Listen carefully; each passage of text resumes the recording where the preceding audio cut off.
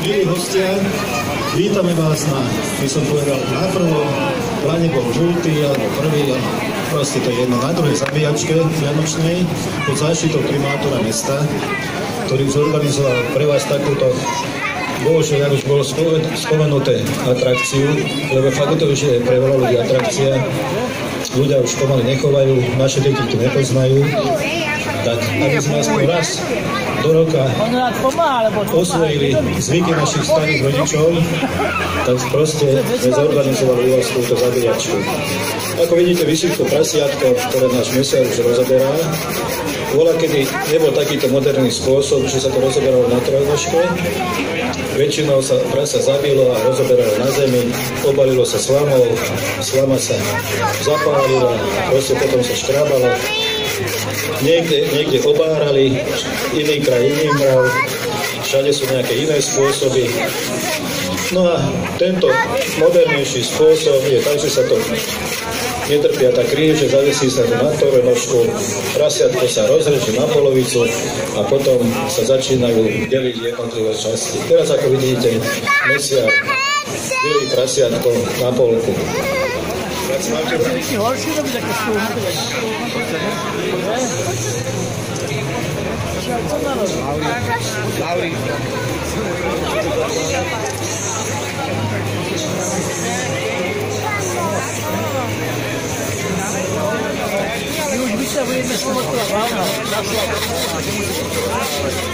Ale budeš, ty ja rozprávam.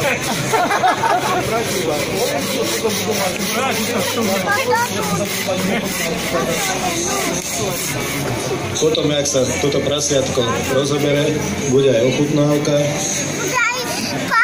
Budeme ponúkať proste varené srdiečko, podbradok, jazyk. Potom varíme polievku.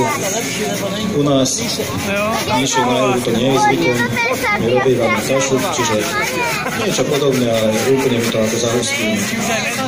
Takže potom vás pozývame na ochutnávku zabíjačkovú dobu.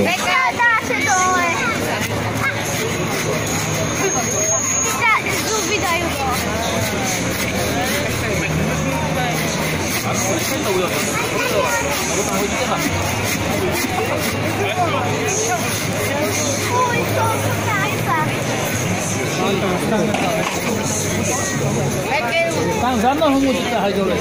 Tam za nohu. Tak.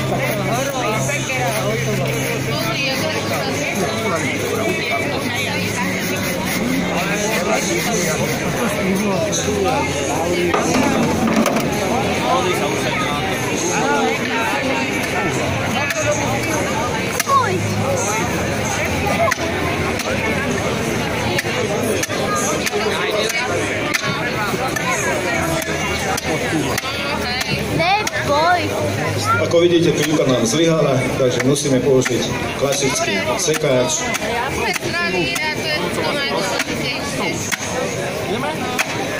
Ježiš! Hodíš ma! Iha! Kanírik na mozdi. Iha!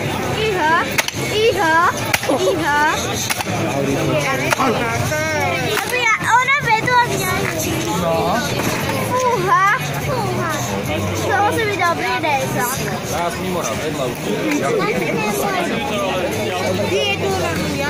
A ty zuby, jak vytáhnete? Zubára. Dete, aj teho púpana. Iho zuby rozbili. No ako vidíte, prasiatko sa nám podarilo zdárne prepoliť. No a teraz sa... Áno, naši mali hovoria, že fuj, po niektorých. Ale potom tiež im chutí. Takže teraz sa dá dole hlava, ktorá sa dáva potom do kotla. A potom, keď sa to rozobere, tak sa používa. Z tej hlavy máme podbradok a slavičky sa potom to dáva mäso do tlačenky a do múry.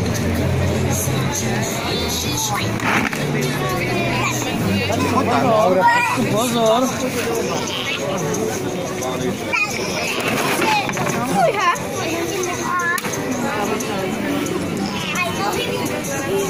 No a teraz sa ide predná lopatka rozoberať. A potom zadná lopatka. Budem ti to učiť. Iho. No vidíte, tak prvá predná noha je už dole.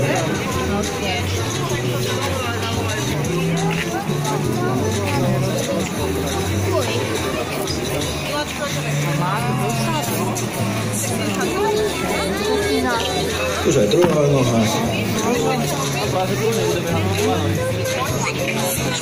Takže už prasa je, ako povedané, jednonohé.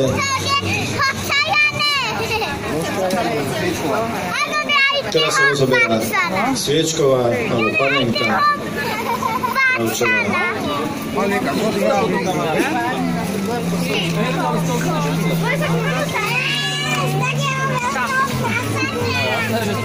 Je to jedno najjemnejšie mäso z prasata. Neviem, čo sa robí u vás. U nás robívame ako aj plnenú bravčovú panenku klobásou s mäsou, ktorá sa obalí podrušinovou planou alebo čepcom. No a potom sa to pečí.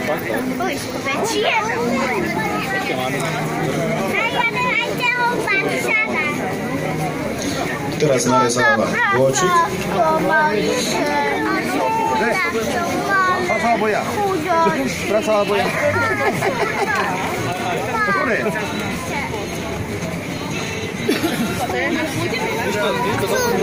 Je fúta, to není čaj, je fúta.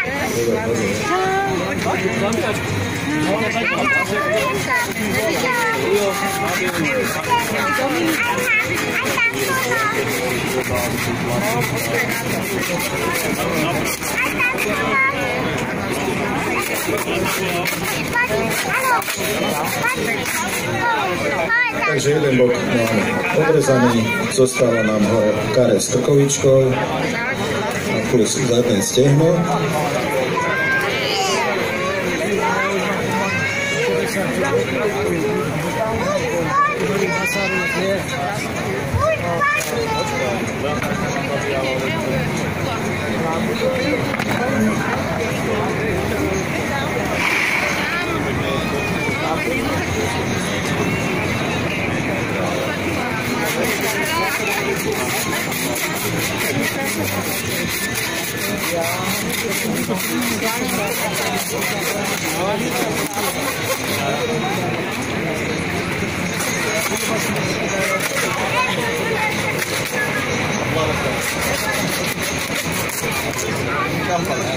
No, tak vidíte, že teraz sa bude pomaly rozobrať, druhý bôčik máme dole.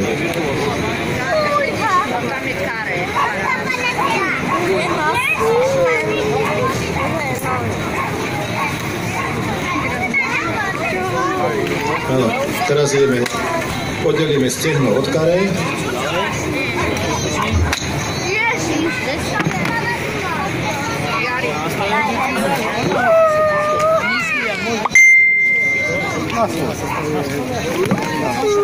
No, a prasa máme rozobrané, dá sa povedať, tak v zhrubej časti, a potom dochádza k tej kuchynskej úpravine sa záleží na každom, že čo si chce z toho prasata nechať, ale mäso väčšinou sa necháva, kare a trkovička sa necháva, dáva sa to do mrazáku, sa robí pečené mäso, sa robí z bolčiku.